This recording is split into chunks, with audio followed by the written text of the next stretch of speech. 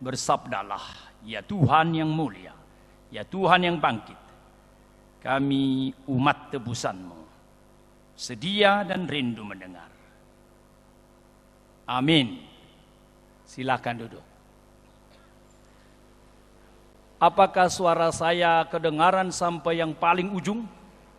Coba angkat tangan kalau kedengaran dengan jelas. Wah, puji Tuhan, puji Tuhan.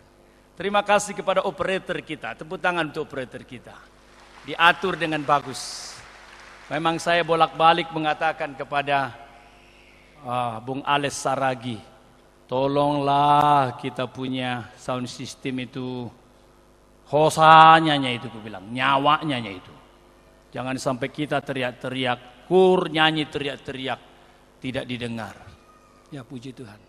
Banyak hal yang kita syukuri Bapak Ibu sekalian. Saya mencatat banyak hal yang penting yang kita syukuri. Dan sebelum saya membagi firman Tuhan, saya harus memberitahukan itu. Pertama, kita bersyukur kepada Tuhan.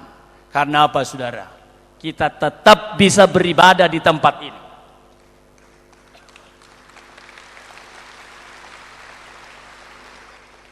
Mungkin sebagian tidak mengerti ya apa yang saya maksud. Mungkin sebagian mengerti, makanya tepuk tangan. Mungkin Bapak Ibu sudah baca, sebenarnya ada satu kelompok yang luar biasa hebat, luar biasa kaya. Berapapun kita mau terima, mereka mampu memberikannya, asal kita pindah dari tempat ini. Karena mereka punya satu event besar, dan itu sudah masuk di koran, di Kompas, 26 April sampai 2 Mei mereka punya acara akbar dari Amerika. Amazing Journey. Amazing Journey.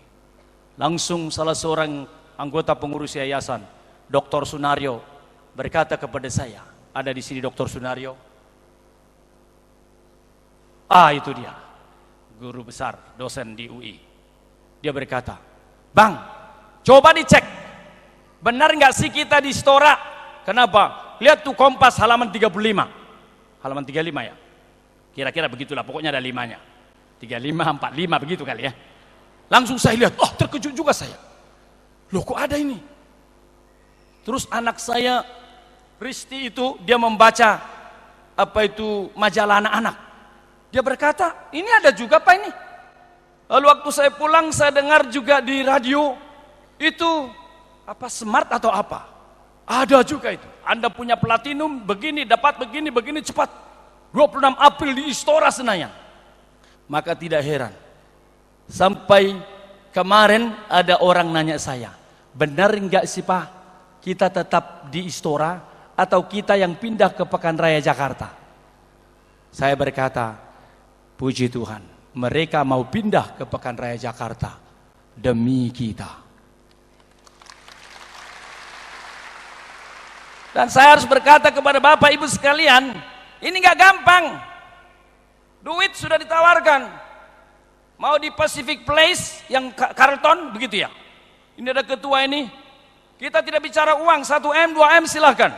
Lalu saya ditelepon, Bang, ini ada kesempatan nih di Ritz Carlton nih, Pacific Place ini. Datang wakil ketua Yayasan Bina Dunia itu Pak Dr. Andes Almen Pasaribu, di mana dia? Oh di sana, jaga keamanan kali ya. Itu wakil ketua yang rendah hati sibuk dia. Dia berkata, Bang, ini kesempatan ini kali di khotbah Abang di tempat megah ini. Tapi saya berkata, susah kita di situ kebaktian. Banyak jemaat kita berdebat-debat.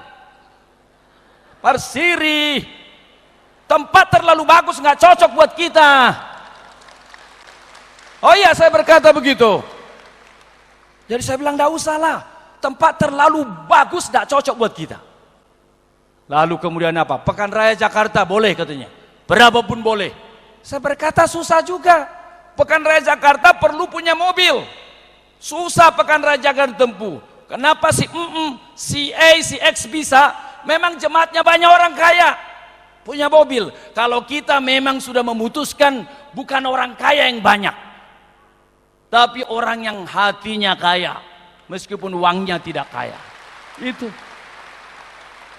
Akhirnya bagaimana? Saya dengar orang nakut-nakuti saya. Bang, hati-hati bang, hari haknya abang akan tergeser. Kenapa? JK di belakangnya. Maksud saya siapa JK ini? Lalu saya berkata, sudahlah, kita lihat nantilah. Kesera-sera whatever will be. Dalam pikiran saya, apa yang terjadi 27 April Tuhan? Saya berkata kepada ketua, di negara ini sudah banyak ketidakadilan. Dan saya tidak mau ada satu ketidakadilan terjadi kepada kita. Kalau mati pun siap demi keadilan itu. Tetapi puji Tuhan apa yang terjadi saudaraku? 13 April kalau tidak salah hari Minggu, waktu 13 sampai 14 April. Begitu kami pulang dari KKR Bonapasogit Pasca juga di GOR Palembang, itu saya dapat interlokal. Ada kabar baik bang, kata ketua yayasan tadi. Apa itu? Puji Tuhan, saudara kita dari Original Production bersedia pindah ke PRJ. Dan kita lihat di situsnya mereka sudah pindah. Dan itu kita syukuri. Saya berkata, puji Tuhan. Memang doaku saya berkata, Tuhan yang bangkit sudah menggulingkan batu. Segala hal-hal yang membuat kami sulit beribadah, hanya Kau yang bisa menggulingkan. Saya tidak tahu siapa maksudnya JK di belakang dia. Yang saya tahu di depan kami ada JK, Yesus Kristus. Tuhan Yesus, berjalanlah. Saya berkata sampai saya mati Tuhan, saya hanya mau mengikut Engkau. Saya tidak takut kepada siapapun, hanya takut kepada Engkau Yesus Kristus. Puji Tuhan. Gereja-gereja lain saya dengar sudah banyak yang pindah.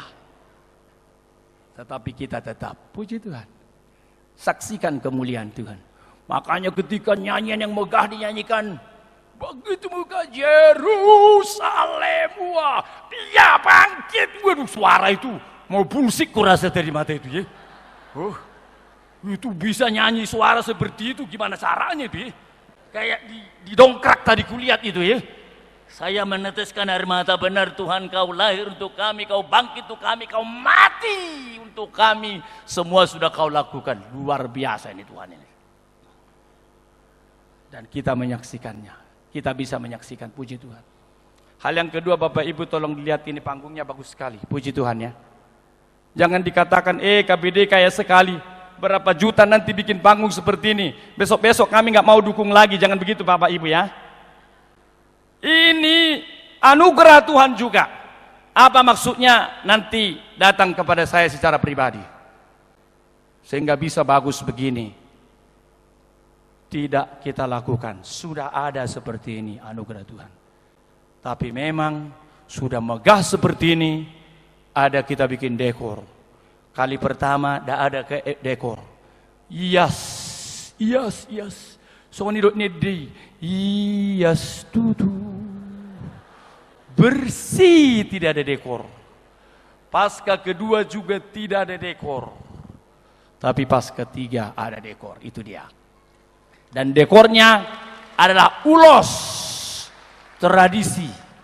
Saya dan rekan-rekan ingin menegaskan, orang beriman tidak harus membakar ulos.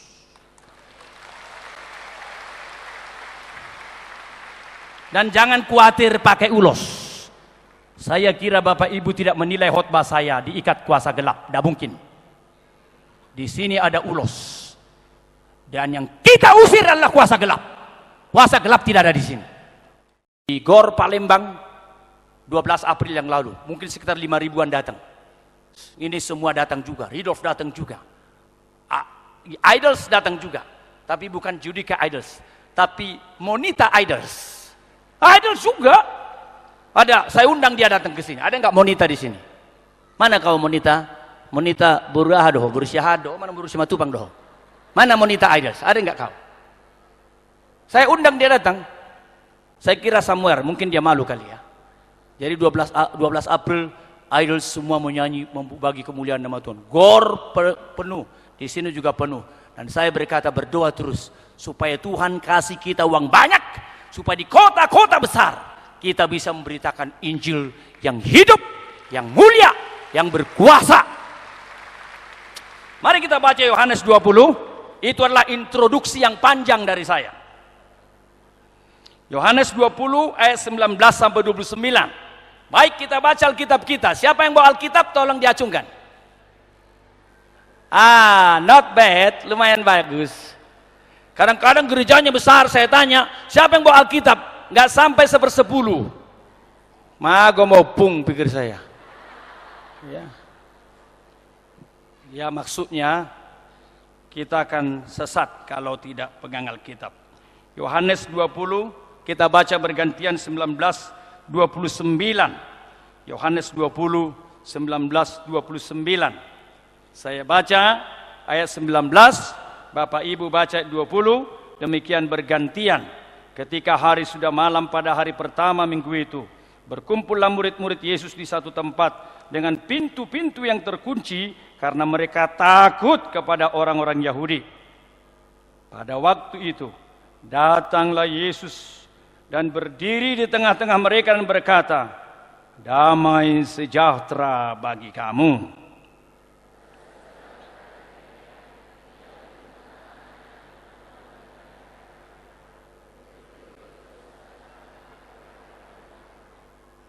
Maka kata Yesus sekali lagi, "Damai sejahtera bagi kamu," atau bagi kalian, jamak ya. "Sama seperti Bapa mengutus aku, demikian juga sekarang aku mengutus kalian."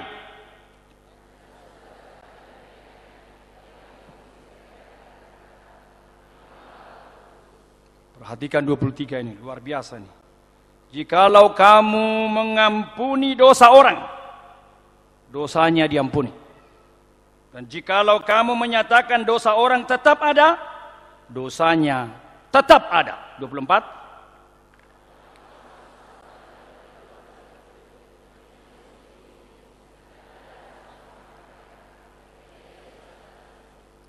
Maka kata murid-murid yang lain itu kepadanya, "Kami telah melihat Tuhan." Tetapi Thomas berkata kepada mereka, "Sebelum aku melihat bekas paku pada tangannya, dan sebelum aku mencucukkan jariku ke dalam bekas paku itu, dan mencucukkan tanganku ke dalam lambungnya, sekali-kali aku tidak akan percaya."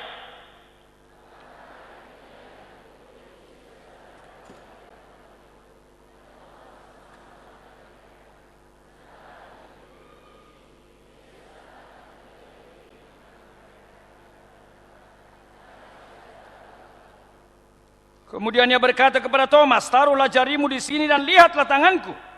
Ulurkanlah tanganmu dan cucukkanlah ke dalam lambungku, dan jangan engkau tidak percaya lagi, melainkan percayalah."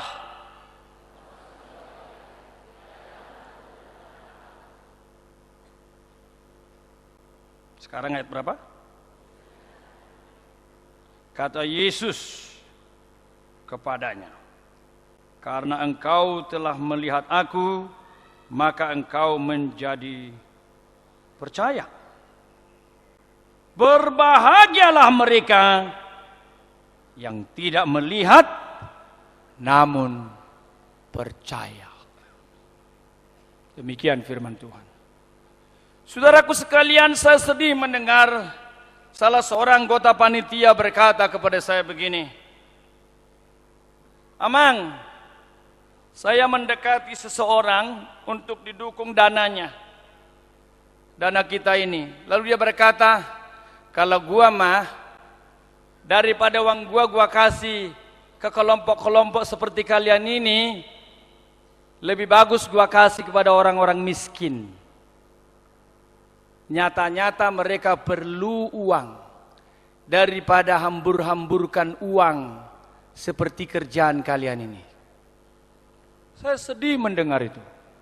Karena apa? Saya melihat satu kesalahan yang fatal.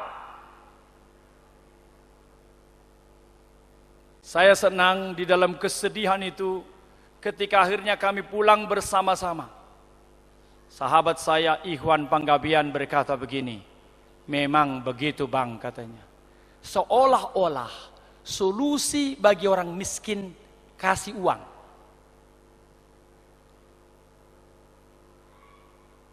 Saya berpikir, ya Iwan, terima kasih. Ini kesedihan saya. Apakah orang miskin yang paling diperlukannya adalah uang? Mungkin ada orang miskin yang perlu uang. Tetapi saya ingin menegaskan kepada Bapak Ibu sekalian, saya mengamati ketika daerah-daerah miskin disodorkan dengan uang, belum tentu daerah itu akan menjadi baik. Mungkin makin brengsek karena uang itu.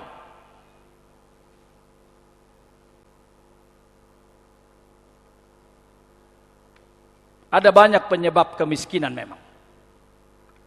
Salah satunya adalah apa? Kedagingan hidup. Hidup yang tidak beres. Itulah sebabnya kalau hidupnya tidak beres, biar Tuhan mengasihkan karunia banyak kepada dia. Maka dengan karunia yang ada itu dia hancurkan hidup dia. Dan bisa makin lama akhirnya menjadi miskin. Saya melihat orang miskin kasih uang. Yang tadinya tidak bisa rusak, sekarang bisa rusak. Dan saya juga mengamati kemiskinan seringkali seperti kata firman Tuhan. Adalah karena hidup yang tidak beres dengan Tuhan. Tidak beres dengan dirinya sendiri. Sekolah tidak bisa belajar dengan beres. Kesempatan terbuka seluas-luasnya, tidak bisa belajar. Tidak mau belajar. Ada pekerjaan, ada sawah. Sawah yang luas sekali. Tetapi kalau dia tidak ada semangat juang untuk bekerja, maka sawah itu semua di kampung sana disebut tarulang. Tidak bisa digarap. Karena tidak ada kekuatan untuk menggarap itu. Tetapi sebaliknya, jikalau iman, hidup, sudah dikuasai Tuhan. Seperti tema kita, Yesus sudah menjadi Tuhanku. Yesus sudah menjadi Allahku. Maka apa? Dengan demikian, apapun yang di hadapan saya, bisa saya kerjakan menjadi kebahagiaan saya. Setiap kali saya pulang ke Samosir, saya selalu berpikir, Tuhan, sampai kapan Samosir menjadi kemiskinan seperti ini? Sampai kapan? Padahal kalau saya melihat, mungkin Bapak Ibu juga melihat, kekayaan Samosir luar biasa. Salah satu danau terbesar dunia ada di Sumatera, yaitu Danau Toba. Kalau digarap dengan baik, kalau di sana ada pejabat-pejabat yang cinta Tuhan dan cinta rakyatnya, segala sesuatu dilakukan demi dan untuk membangun masyarakatnya, lain ceritanya. Mudah-mudahan gubernur yang sudah terpilih itu adalah gubernur yang betul-betul cinta Tuhan dan cinta rakyat. Jikalau tidak, akan terjadi lagu lama. Waktu saya mahasiswa, seringkali teman-teman demonstrasi di UI berkata, aji mumpung selama saya memimpin, kapan lagi? Garong semua. Itu sebabnya bangsa kita bangkrut, hutangnya besar, tapi orangnya kaya raya. Saya harus berkata dan saya berdoa, saya berkata kepada Tuhan, selama Tuhan berikan saya hidup, anugerah Tuhan seberapa panjang, utus banyak orang. Kami ingin memperkenalkan Injil Tuhan. Karena firman Tuhan berkata, Injil adalah kekuatan Allah untuk merubah orang. Kenapa tepuk tangannya sungkan?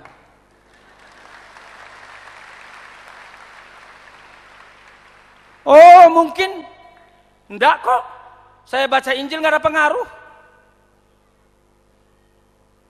Seorang ibu berkata kepada saya, Abang segala, Abang segala.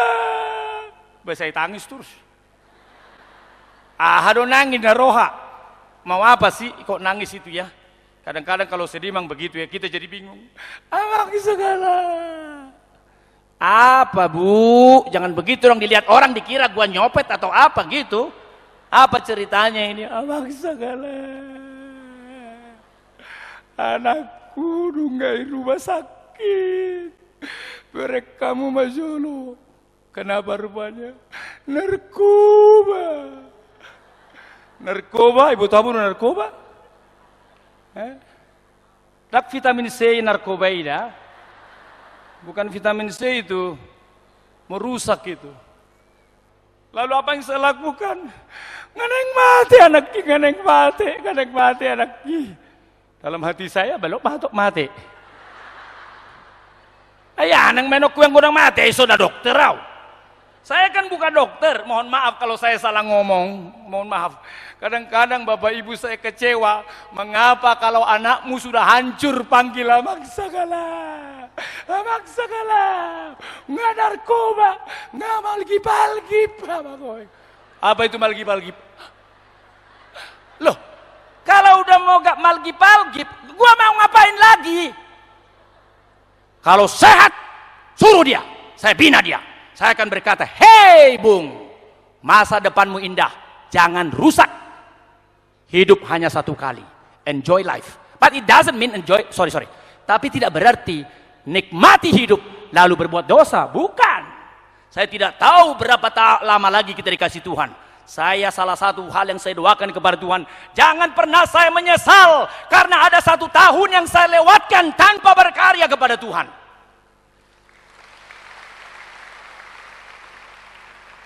Saya rindu orang-orang kenal saya secara pribadi dengan mata melotot. Saya kira mereka bisa manggut-manggut apa yang saya katakan ini.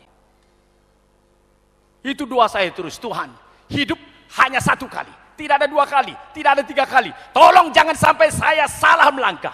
Saya sangat dipengaruhi oleh sebuah stiker gambar tempel waktu saya melayani di Australia.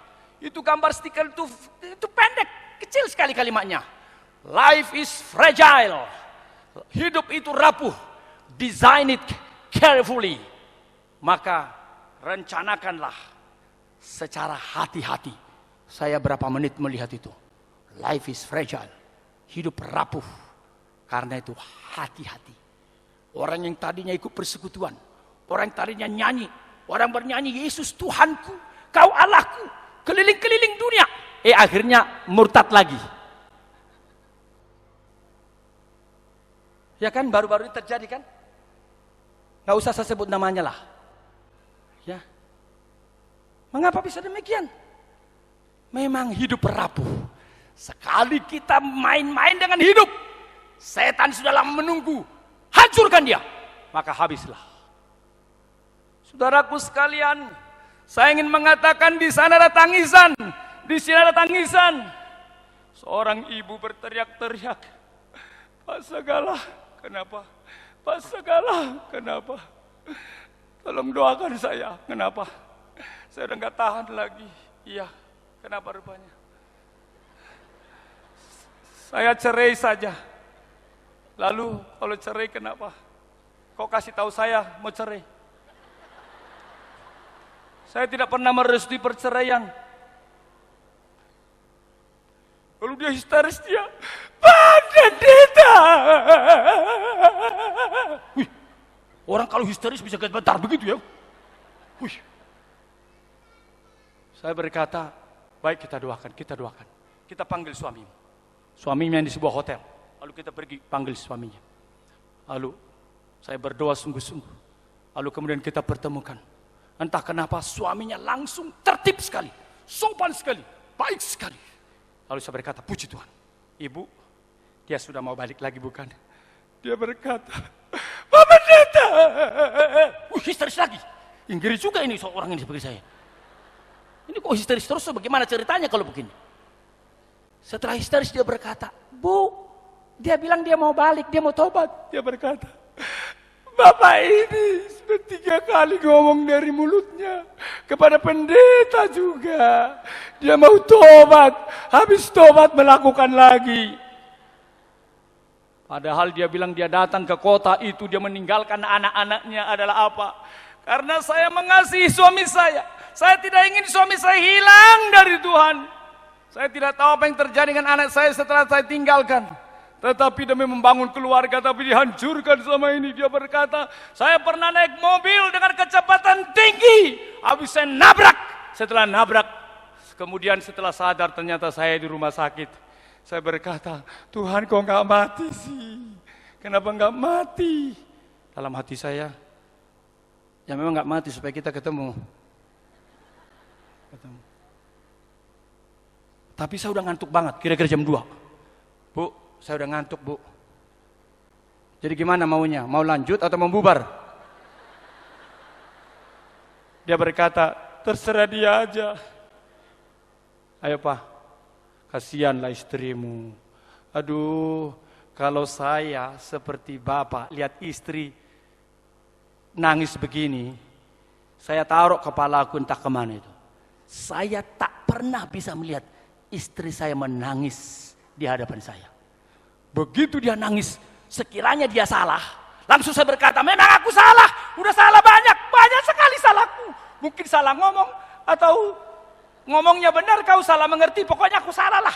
Yang penting jangan nangis dulu, udah begitu.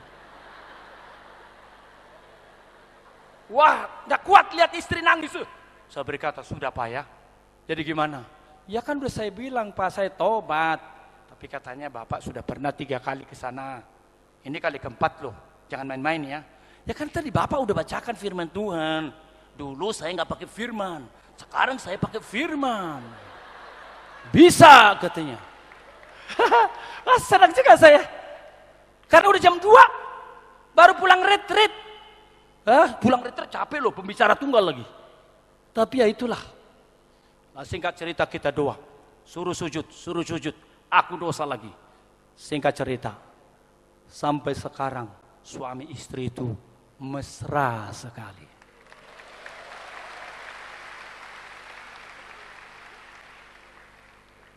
Mesra dengan siapa? Kok langsung tepuk tangan?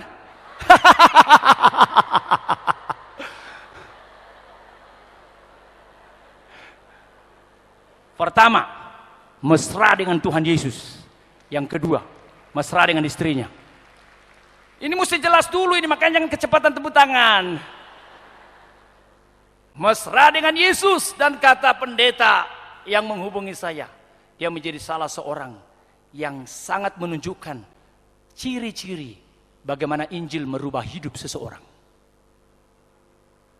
Dan hidup mesra mereka adalah buah dari Injil itu. Saudaraku yang terkasih, orang berkata, dunia penuh dengan tangisan. Kita lahir dengan air mata. Kita hidup penuh penderitaan. Dan kita akan mati. Saya lihat kesini dari tadi nggak kelihatan. Dan kita juga mati. Kita juga banyak tangisan, betul? Lahir menangis. Hidup menangis, macam-macam menangisnya. Ditinggal pacar, nggak dapat pacar, macam-macam lah itu. Mati juga menangis. Maksudnya orang menangis sama kita. Kita sih nggak bisa nangis kalau udah mati. Tapi saudaraku, kalimat ini mesti kita katakan, tidak. Dunia tidak penuh dengan tangisan. Demi nama Yesus kita pulang dengan tema ini. Yesus Tuhanku dan Allahku. Kalau ini menjadi seruan kita, luar biasa. Saya tergoda menjelaskan secara teologis apa arti seruan Thomas ini. Pertama dikatakan di sini Yesus Tuhan. Bukan saja Yesus Tuhan, Yesus Allah. Saya harus menyerukan di mimbar ini. Siapa yang mengatakan ahli-ahli teologi sehebat apapun dia, kalau dia meragukan, menolak Yesus sebagai Tuhan, Yesus sebagai Allah, dia sesat. Dia sesat. Itu sebabnya tidak mau menghormati jago-jago teologi yang tidak mengakui Yesus Tuhan dan Allah. Karena apa? Apa yang kita baca barusan itu penegasan dari Injil Yohanes yang merupakan satu pengajaran yang kuat dari awal sampai akhir. Yohanes pasal 1 ayat 1. pada mulanya adalah firman. Firman itu bersama-sama dengan Allah. Dan firman itu adalah Allah. Yohanes 1 ayat 1 sudah dikatakan Yesus itu firman. Bukan saja bersama Allah, tapi sendirinya adalah Allah itu. Tetapi karena kerendahan hatinya, seperti kata teolog besar Bultmann, kemuliaan kealahan selama di dunia tersembunyi, tidak kelihatan. Dalam seluruh pelayanan Yesus memang ada benarnya, terselubung kealahan itu. Tetapi sekalipun terselubung, Yohanes menutup dengan kesaksian seperti ini. Yesus Tuhan, Yesus Allah. Ini seruan Alkitab. Malam ini di hadapan ribuan orang kita mengatakan, jangan pernah ragukan Yesus Tuhan, Yesus Allah. Jangan ragukan itu. Ada orang berkata, Bang, kok tema kali ini sederhana sekali ya? Saya berhana, tidak sederhana.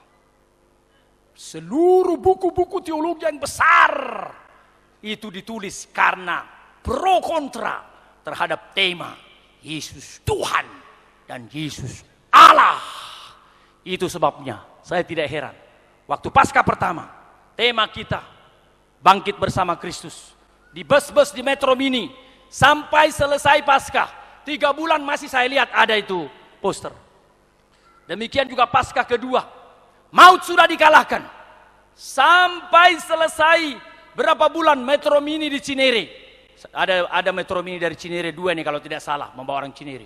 Saya masih melihat itu, kita punya stiker di Metro Mini Cinere. Tetapi entah kenapa saya tidak melihat banyak poster itu di mobil-mobil. Di Metro Mini Cinere saya kasih banyak, tetapi yang sisa mungkin hanya beberapa. Ada yang berkata, memang temanya sensitif sih ya. Yesus Tuhan, Yesus Allah. Kelompok tertentu bisa marah. Dan saya mengerti, mohon maaf. Ini kalimat jorok sebenarnya.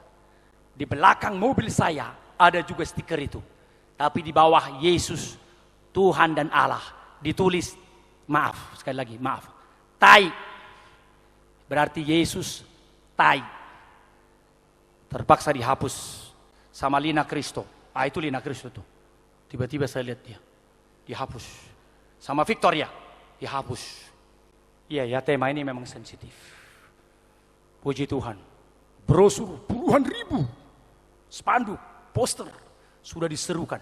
Setidaknya jikalau ada gereja, ada kelompok, ada pendeta yang ragu Yesus Tuhan dan Allah, setidaknya kita ribuan orang bersama dengan komunitas Bonapasuki Diaspora sudah menegaskan Yesus Tuhan dan Yesus Allah. Amin.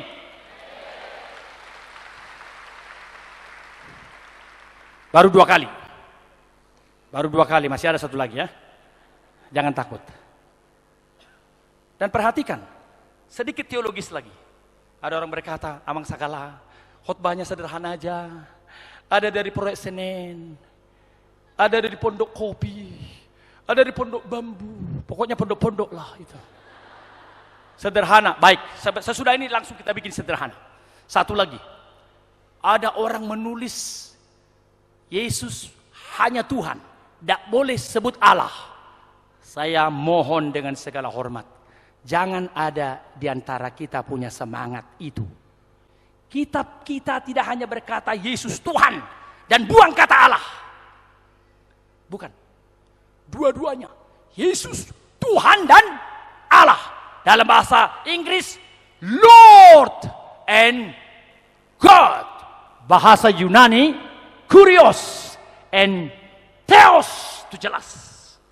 Kalau engkau hanya berkata Yesus Tuhan dan bukan Allah, Anda sudah melawan ajaran kitab suci dan merugikan kekristenan. Saya mengerti kalau di negara Malaysia katanya tidak boleh lagi menggunakan istilah Allah kecuali untuk Tuhan mereka. Mereka keberatan karena Allah menyatakan suatu kealahan, Godhead keagungan, beda kategori. Manusia dicipta, Allah pencipta. Manusia bergantung kepada Allah. Allah tidak pernah tergantung kepada siapapun. Segala eksistensi, keberadaan berasal dari Dia. Puji Tuhan, secara teologis kita berdoa. Terima kasih. Berapa puluh, mungkin 50 rekan-rekan saya pendeta berprosesi. Kita bersama-sama menegaskan sampai mati Yesus adalah Tuhan dan Yesus adalah Allah. Ini harga mati, tidak bisa ditawar-tawar. Itu sebabnya saya bersyukur sekali ketika akhirnya kelompok itu yang pindah, bukan kita yang pindah. Saya ketika akhirnya berkata, maju terus.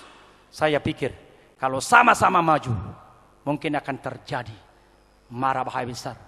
Saya berpikir dalam hati, mungkin suara bisikan dari mana menguji.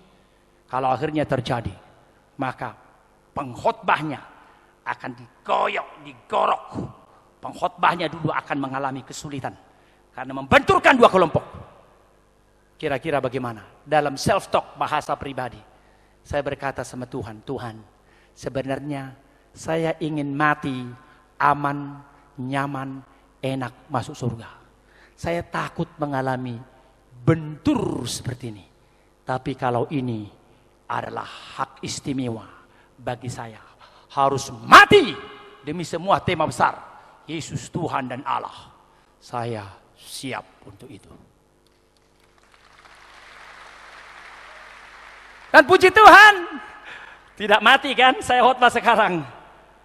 Puji Tuhan, mereka berbaik hati pindah, kita beribadah dengan enak. Secara praktis apa artinya saudaraku? Yesus Tuhanku dan Allahku. Apa artinya ini saudara? Perhatikan, tidak dikatakan Yesus Tuhan dan Allah, tidak. Tapi lihat, Yesus Tuhanku dan Allahku. Itu berarti pengalaman, itu berarti personal. Tidak bicara Yesus Tuhan, Yesus Allah, tidak. Yesus Tuhanku, Yesus Allahku. Ada kepemilikan, ada pengalaman yang hidup, menggabungkan pernyataan teologis dengan pengalaman praktis. Ya, memang Tuhan. Sekalipun seluruh dunia tidak percaya engkau Tuhan, kau tetap Tuhan. Sekalipun seluruh dunia tidak percaya engkau Allah, kau tetap Allah. Tetapi saya Thomas mau berkata, you are my Lord and you are my God. Ketika itu kekristenan juga terancam. Kita baca tadi mereka menutup pintu, mereka ketakutan, tetapi mereka sudah harga mati. Di dalam pasal sebelumnya, di dalam Injil Yohanes 11 kita sudah baca, Yesus berkata, kita pergi ke Yerusalem. Thomas berkata, Guru, tidak ingat orang Yahudi, orang Yudea ingin menganiaya kau, pergi juga. Tuhan berkata harus pergi. Di dalam Yohanes 11 dia berkata, baik, mari kita pergi, mati bersama Yesus Kristus. Yohanes 11. Luar biasa. Apa artinya secara praktis saudaraku? Minimal 3 hal. Saya buat sederhana sekali, supaya Bapak Ibu bisa bawa pulang ke rumah. Tema ini memberikan apa? 3 hal yang penting. Yesus Tuhanku dan Allahku berarti apa? Hidup kekal yang pasti adalah milikmu. Hidup kekal yang pasti. Keselamatan yang sejati. Pengampunan dosa yang pasti. Itu yang kita baca tadi. Di dalam Yohanes pasal 20 itu kita baca tadi. Coba kita lihat Yohanes pasal 20 ayat 23 itu. Yohanes 20 ayat 23. Jika kau mengampuni dosa orang, dosanya diampuni. Jika kamu menyatakan dosa orang tetap ada, dosanya tetap ada. Alkitab saudaraku tidak pernah ragu memberikan satu solusi. Semua orang berdosa, ya. Apakah jalan keluar dosa?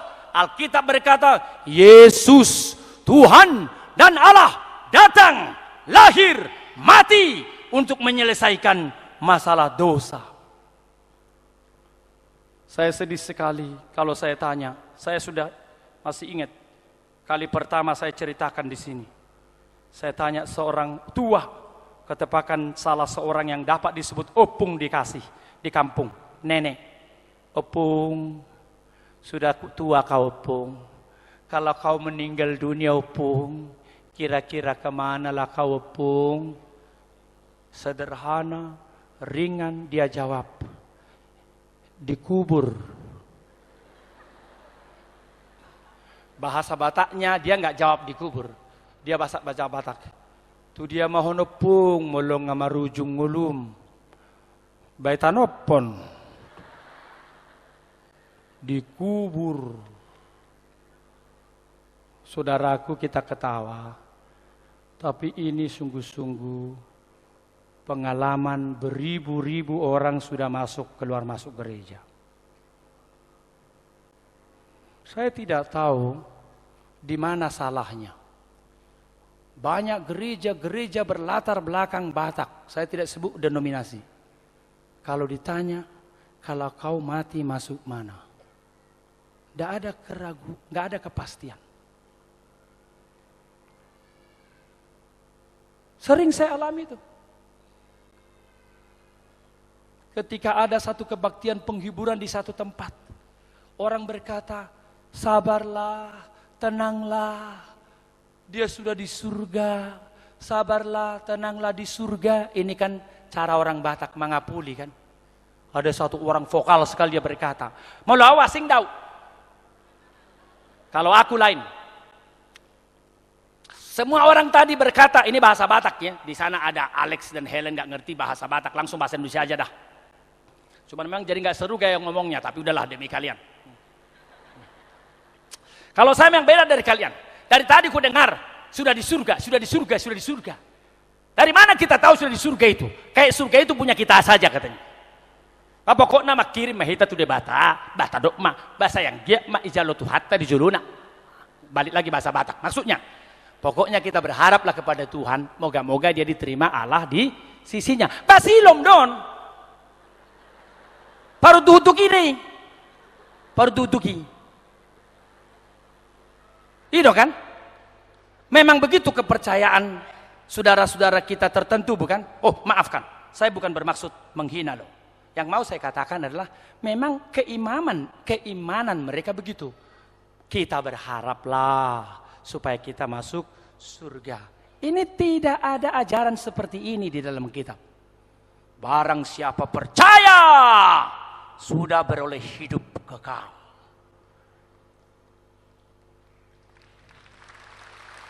Inilah yang dikatakan Yesus kepada Nikodemus ahli teologi itu. Karena Allah begitu mengasihi si dunia sehingga diberikan anak tunggalnya supaya setiap orang percaya kepadanya tidak binasa melainkan beroleh hidup yang kekal.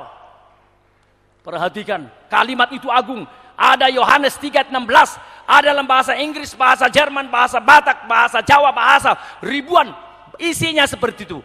Karena Allah begitu mengasihi si dunia sehingga Yesus lahir ke dunia seperti nyanyian Judika.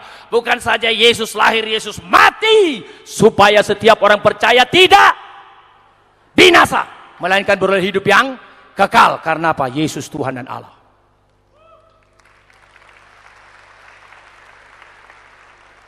Ada orang berkata begini, itu persekutuan doa patak sobila doa lakon. Memang orang-orang persekutuan doa ini sok kali pasti mereka masuk surga. Padahal adong dope emosina, mur dope mana, olo dope hati rohana. Artinya apa? Dia masih ada dosanya. Nah ini juga pengajaran yang harus kita tegaskan malam ini di tempat ini. Tidak ada di dalam Alkitab orang berdosa masuk neraka. Yang dikatakan Alkitab orang yang menolak Yesus masuk neraka. Loh, kalau begitu apa dasarnya? Loh, lagunya juga begitu. Lagunya begitu, cuma saya nggak tahu setan apa yang menipu saudara dan saya. Dosa dapat dihapus hanya oleh darah Yesus. Aku sudah ditebus hanya oleh darah Yesus. Ya jelas kan? Coba sekali lagi satu ya. Dosa dapat ditebus hanya oleh darah Yesus. Aku sudah ditebus hanya oleh darah Yesus.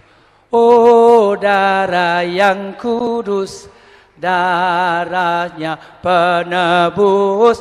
Aku sudah ditebus hanya oleh darah Yesus. Perhatikan keselamatan langsung dikaitkan dengan darah Yesus. Luar biasa. Itu sebabnya ketika saya khotbah di HKBP Tebet pas Jumat Agung, saya merenungkan kedalaman kasih Tuhan sehingga keselamatan kita terima. Ketika sebelum saya berkhotbah, ada kor bapak dan ibu yang mereka pakaian baju gelap semua yang mengerikan buat saya. Mereka menyanyikan apa itu? Eli, Eli begitu. Ale aman berengawon haikon taonoku molotumi sai saut noi. Waktu mereka bernyanyi saya nggak tahan, saya meneteskan air mata. Segera sesudah itu saya khotbah. Dan khotbah itu ketika ular tembaga dinaikkan. Ingat almanak HKBP waktu itu. Ular tembaga ketika orang Israel memberontak Allah murka. Akhirnya dipagut oleh ular, mati banyak sekali. Musa berkata, Allah tolonglah umatmu ini, masa semua mati di padang gurun. Singkat cerita Allah berkata, sekarang ambil ular, naikkan ke atas tinggi-tinggi. Barang sedia apa dipagut ular, lihat kepada ular yang ditinggikan, maka dia tidak akan mati, dia akan selamat. Dan kalimat itulah dalam Yohanes 3 dikutip oleh Yesus, sama seperti Musa meninggikan ular di padang gurun, demikian anak manusia harus ditinggikan supaya setiap orang percaya tidak binasa. Saudara, apa artinya ditinggikan? Naik ke kayu salib. Renungkan sebentar film yang kalian tonton itu, The Passion of the Christ. Artinya keselamatan, ditinggikan. Maka Yesus begitu menderita untuk engkau. Itulah ketika saya berkhotbah, Eli, Eli, lama sabatani. Di HKBP Tebet saya nggak bisa menahan air mata. Sepanjang khotbah saya menangis terus. Setelah saya khotbah dalam hati, Tuhan, kiranya jemaat Tebet tidak akhirnya tersandung karena saya nangis. Memang saya nggak bisa tahan, Tuhan. Saya tahu di HKBP memang tidak terlalu dibiasakan menangis, tapi saya tidak tahan lagi karena cinta kasih Tuhan yang luar biasa. Tetapi dia tidak hanya mati seperti kata firman Tuhan. Dia bangkit karena dia Tuhan. Kiranya semua yang ada di sini, saudara semua, pulang dengan kepastian keselamatan ini. Hidup kekal yang pasti. Kalau ada yang berkata, Pak Pendeta, saya masih ragu-ragu. Tidak apa-apa. Thomas pun ragu mulanya. Kita akan berdoa untuk engkau. Sehingga keselamatan hidup kekal yang pasti itu milikmu. Untuk itulah kami para pendeta datang di sini. Saya bersyukur banyak teman saya. Supaya kita berdoa. Supaya kalau kematian tiba, kita tidak perlu takut. Paskah kedua yang lalu, ingat saudara, salah seorang yang sangat fanatik, sangat mencintai Paskah ini. Datang Paskah pertama, datang Paskah kedua. Dan begitu dia menikmati Paskah yang pertama, sehingga langsung kejar sekretariat, minta VCD, mau dia kasih ke Evorus, mau dikasih ke Evorus. Tetapi panitia begitu sibuk, tidak bisa cepat mengerjakan VCD itu. Maka apa yang terjadi? Paskah kedua, saya masih ingat itu. Waktu khotbah saya, ada orang yang syuting sendiri. Tapi saya nggak tahu siapa itu. Kemudian saya dengarkan, Ternyata orang itu adalah yang sangat rindu itu yang datang di Paskah pertama. Apa yang mau saya katakan? Orang itu kalau masih hidup, saya yakin pasti ikut malam ini. Tetapi dia sudah meninggal dunia pada waktu yang lalu. Insinyur Revansius Siahaan, kalau tidak salah namanya, mantan direktur perkebunan. Tetapi saya ingat, dia sudah pulang. Tapi satu hal, dia menikmati Injil Tuhan, Injil keselamatan itu. Maka memang kita sedih ketika kematian tiba. Tetapi kita bersyukur karena kuasa Tuhan sudah mengalahkan kematian. Maka dia berada di surga. Saya tidak tahu berapa banyak yang sudah meninggal yang ikut Paskah 1, ikut Paskah 2, tidak ikut Paskah 3. Saya tidak tahu kalau Paskah 4 masih ada. Saya tidak tahu berapa banyak di antara kita tidak sempat lihat lagi. Tetapi tidak menjadi soal. Yang penting malam ini pastikan hidup kekal itu sudah menjadi milikmu, dosamu diampuni karena Tuhan mati untuk engkau. Hal yang kedua yang penting, Yesus Tuhanku dan Allahku, apa artinya? Artinya apa, saudaraku? Saudara dan saya pasti mengalami kemerdekaan yang sejati. Saudara dan saya pasti mengalami pembaharuan hidup. Saudara dan saya pasti mengalami kelepasan dari belenggu dosa. Saya tidak sempat menjelaskan the nature of human being. Naturnya, keberadaannya orang berdosa setelah jatuh ke dalam dosa. Setelah manusia jatuh ke dalam dosa, setelah Adam jatuh ke dalam dosa, maka apa yang terjadi? Alkitab dengan jelas berkata, manusia bukan hanya berdosa, tapi diperbudak oleh dosa. Apa artinya diperbudak oleh dosa? Saya tahu itu yang baik, saya tahu itu yang jahat. Saya mau melakukan yang baik, saya tidak mau melakukan yang jahat. Tetapi perbudakan bekerja, meskipun saya tahu itu baik, saya mau melakukan yang baik. Saya tahu itu jahat dan saya tidak mau yang jahat. Tapi yang saya lakukan adalah yang jahat, bukan yang baik. Saya bertanya kepada bapak yang tadi selingkuh, yang istrinya nangis-nangis histeris. Setelah pulang ke hotel, setelah diperdamaikan berdoa. Saya tanya, bapak boleh tahu enggak, mengapa 3 kali bapak sudah mengatakan pasti tidak selingkuh lagi, tapi masih selingkuh. Kok tega-teganya menyakiti hati ibu? Dia berkata dengan tulus sekali, Pak Pendeta, saya jujur, saya tidak pernah melakukan itu dengan willingly, dengan hati yang mau. Saya entah kenapa, saya melakukan lagi. Lalu saya berkata, memang inilah yang terjadi. Perbudakan dosa. Anak muda narkoba. Anak muda free sex, free love. Anak muda bermalas-malas belajar. Saya berkata kepada anak saya, jangan pernah malas belajar. Papa pendeta gajinya tidak banyak, tetapi semua akan diberikan. Kalian mesti sekolah sampai setinggi-tingginya. Ini prinsip firman Tuhan. Ini juga prinsip orang Batak. Hugogo pemasari arian ng matari lau persikolaon geleki. Naikom marsikola rusati potipona. Sitap minatolap gogoki. Lapatanna artinya, segala kekuatan kuberikan untuk menyekolahkan anak saya.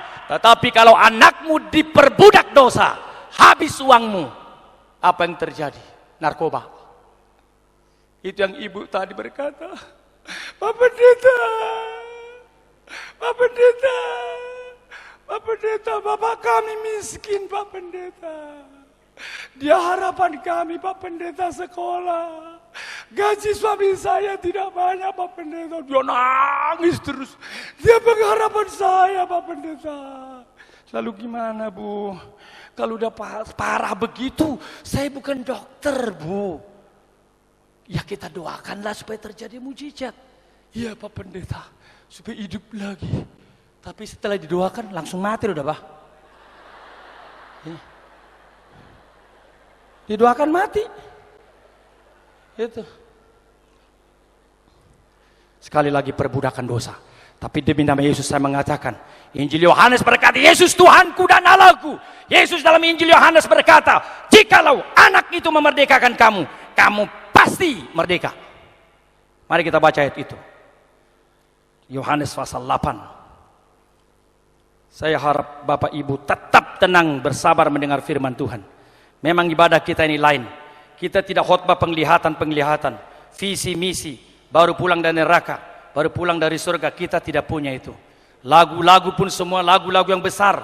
Kita mau syair lagu, kata-kata lagu menjadi berkat. Firman Tuhan menjadi berkat. Mohon didoakan supaya firman ini Bapak Ibu bawa ke rumah. Mari kita baca Yohanes 8:34. Yohanes 8:34, 1-2 ya. Kata Yesus kepada mereka, aku berkata kepadamu, sesungguhnya setiap orang berbuat dosa adalah hamba dosa. Ini istilah dari Yesus. Semua orang berbuat dosa karena dia diperbudak dosa. Diperbudak, saya tahu, saya mau, tapi saya tidak mampu. Saya tidak mampu. Budak tidak bebas. Saya diperbudak. Tetapi puji Tuhan.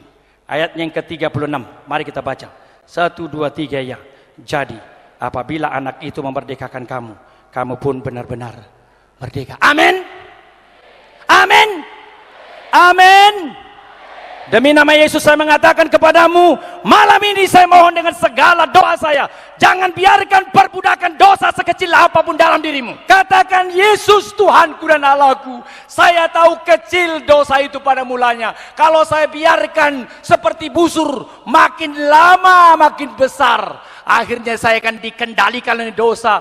Mula-mula saya merasa bersalah, lambat laun menikmati dosa, lambat laun bangga kepada dosa. Demi nama Yesus kita mau berdoa untuk engkau malam ini. Tidak ada perbudakan dosa, karena Yesus Tuhan sudah mati dan bangkit untukmu. Bukan saja demikian, bukan hanya perbudakan dosa, apakah itu narkoba, apa itu free sex, apa itu pornografi, atau apa saja, apapun yang saudara diingatkan Roh Kudus, nanti kita berdoa untukmu. Pasti Tuhan melepaskan engkau. Tapi bukan hanya itu, saya masih melihat perbudakan lain, yaitu apa? Perbudakan kuasa gelap. Saya harus menyinggung ini khususnya untuk orang Batak. Tahun lalu saya tidak bisa menjelaskan dengan jelas. Karena apa? Sampai sekarang ternyata meskipun zaman sudah maju, ternyata masih banyak orang terus dengan kuasa gelap. Masih banyak. Seorang bapak, dia berteriak-teriak. Dia sudah pikirkan sudah mati dia. Dia minta anaknya dari luar negeri. Dia minta anaknya cepat-cepat pulang. Karena apa? Sepertinya ada kuasa gelap. Membuat dia kalau udah muncul, itu bisa dia seperti mau mati. Entah kenapa kami bisa datang. Entah kenapa malam itu juga saya berkata, tidak ada kematian, kau pasti hidup. Neraka sudah datang, saya akan mati. Tidak ada kematian. Jangan mau ditipu. Jikalau ada saingan bisnismu ingin menghancurkan kau, demi nama Yesus sekarang kita doakan, biar kembali kepada yang mengirim, dan kau harus selamat. Kau harus selamat dan berjanji di hadapan Tuhan. Kalau kau hidup, kau akan melayani Tuhan. Ya, kata dia. Saya tidak tahu setelah hidup dia masih melayani enggak sekarang. Saya tidak tahu malam ini ada enggak orang itu di sini. Paskah pertama datang, paskah kedua datang. Saudaraku sekalian, ternyata kuasa gelap itu masih akrab. Beberapa waktu yang lalu kita retreat. Setelah retreat kita break. Ini retreat pengurus, saudaraku sekalian. Pengurus-pengurus retreat. Waktu kita break itu santai-santai, ada orang senyum-senyum. Ini ada Agus Napitu di sini. Tadi ikut manortor. Dia menyaksikan itu. Kenapa senyum-senyum? Bukan gitu. Tadi malam semua kita ketakutan dalam sebuah kamar. Oh gitu ya. Kenapa ketakutan? Karena seorang peserta kamar itu katanya melihat setan datang dari ujung. Dan akhirnya dia teriak. Wah, dia udah datang. Akhirnya semua orang ketakutan. Kami semua pindah tidur di ruang panitia katanya. Lalu dia berkata, itu kan katanya, itu karunia penglihatan ya Pak Pendeta. Tidak ada itu penglihatan tuh. Kau tahu nggak saya bilang? Itu tipuan. Kalau orang itu ada di sini, sekarang harus didoakan. Dia lihat saya. Tapi katanya itu penglihatan anugerah dari Tuhan. Tidak ada itu. Kau tahu tidak? Amang boruku adalah permata si 2 lapis. Jangan tanya amang boruku yang mana. Amang boru artinya om. Om saya itu bisa lihat setan. Waktu kita lagi jalan, tiba-tiba dia bilang, geser hamu sawatik, ngalewat na tutuai. Oh takut juga kalau jalan sama dia. Geser sawatik, ngalewat na tutuai. Saya sih nggak mau geser, lu geser dong. Masa gua geser, gua nggak lihat kok, lu yang lihat gua nggak lihat lu. Jadi lu geser dong, hamba Allah lewat.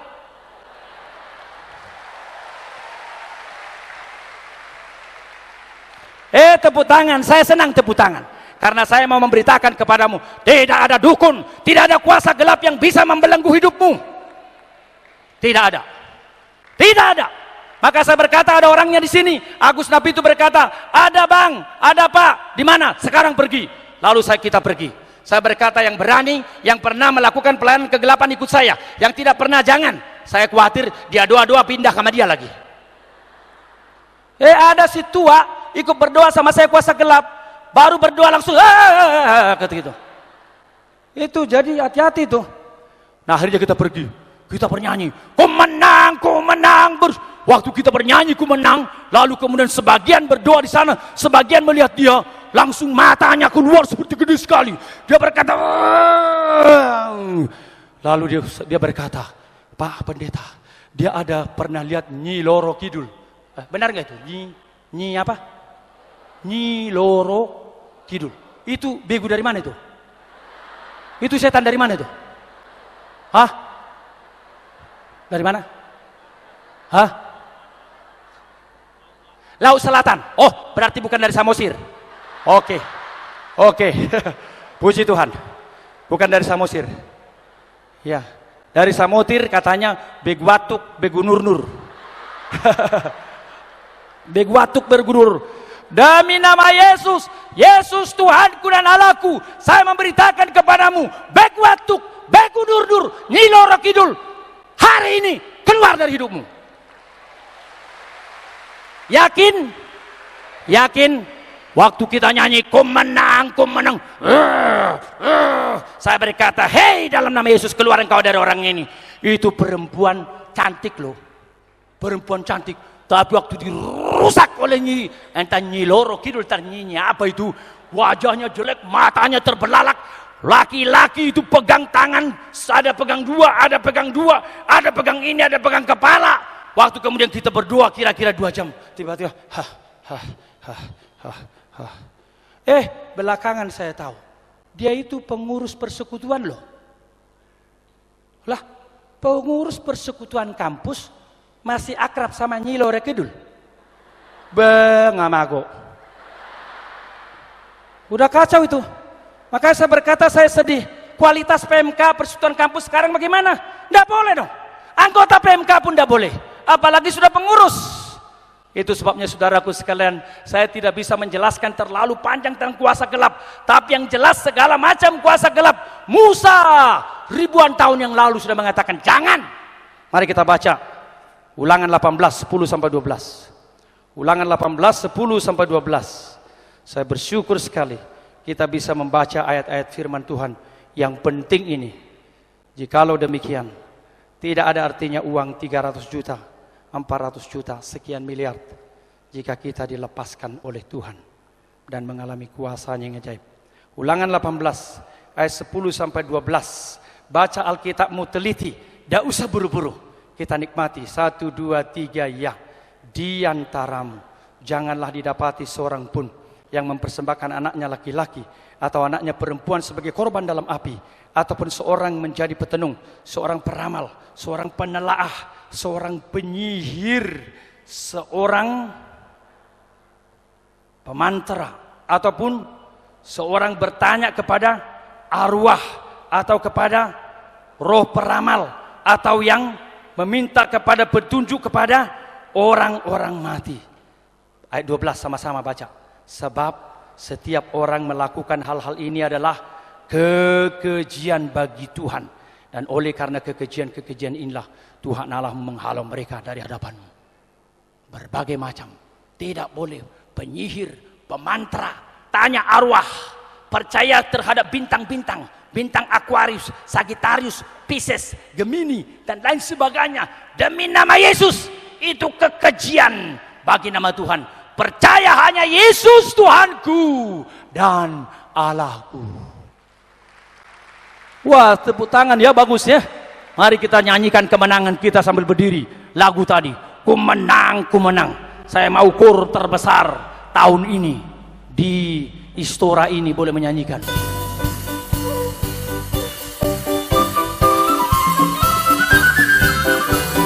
Hanya orang muda.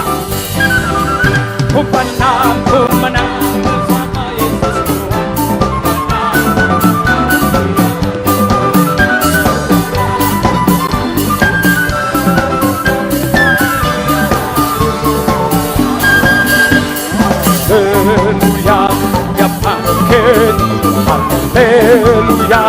yang hidup. Haleluya, dan naik Roh Kudus turun. Wah, saya senang Tuhan Yesus. Inilah orang muda, upah penderitaanmu. Terpujilah Engkau Tuhan. Tidak ada kuasa pornografi, tidak ada kuasa kemalasan, perbudakan dosa apapun yang membuat generasi muda ini tidak bisa berkarya bagi Tuhan.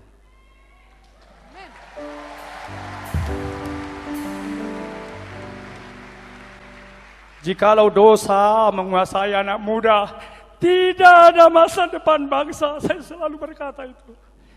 Kita harus berkata, Yesus Tuhan, bersama Tuhan, aku bangun keluargaku, aku bangun gerejaku, aku bangun bangsaku. Orang muda butuh orang seperti itu.